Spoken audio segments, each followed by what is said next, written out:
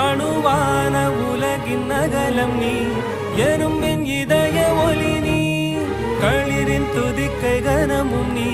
1000 கை உண்டென்றால் நீ ஒரு கை தரக்கூடாதா? 1000 கண் கொண்டாய் உன் ஒரு கண் என்னை பாராதா? உன்னில் சரணடைந்தே